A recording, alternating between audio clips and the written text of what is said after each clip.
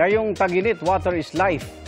Lalo kung malamig at malinis gaya na matatagpuan sa isang bukal sa Dipakulaw, Aurora.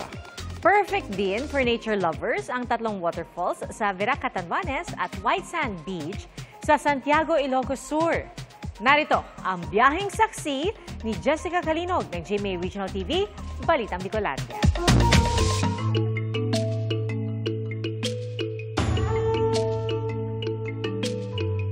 Unang sulyap pa lang, busog na ang mata sa tanawin sa Barangay Dugi-Tuo sa Vera Catanduanes. Berde ang bundok at kakahuyan, sariwa ang hangin, at ubod ng linaw ang tubig sa ilog.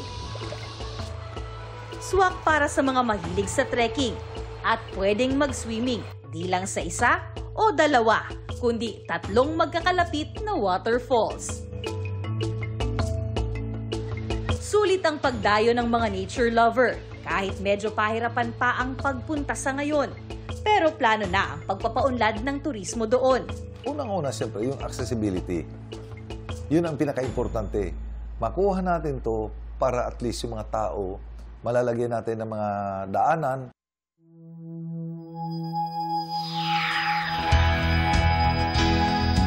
Ang Santiago Cove naman sa Ilocos Sur. Perfect getaway para sa mga hanap ang beach vibe. Saktong thrill ang alok para sa mga gustong mag-jet ski.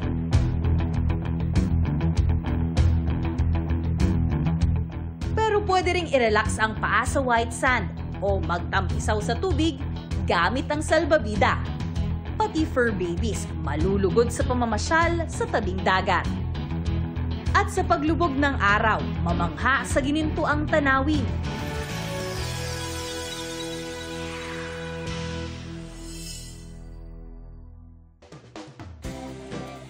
Kabig naman tayo pa Dipakulaw, Aurora. Tilamsik pa lang ng tubig sa bukal, nakaka-refresh na. Dagsa nga pati mga bata na panatag magtampisaw at kanya-kanyang dive. Malinis at malamig ang tubig na galing umano sa ilalim ng lupa na siya ring pinagmumulan ng water source sa buong bayan ng Dipakulaw. Para sa GMA Integrated News, Jessica Calinog ng GMA Regional TV Balitang Bicolandia, ang inyong saksi. Mga kapuso, sama-sama tayo maging saksi.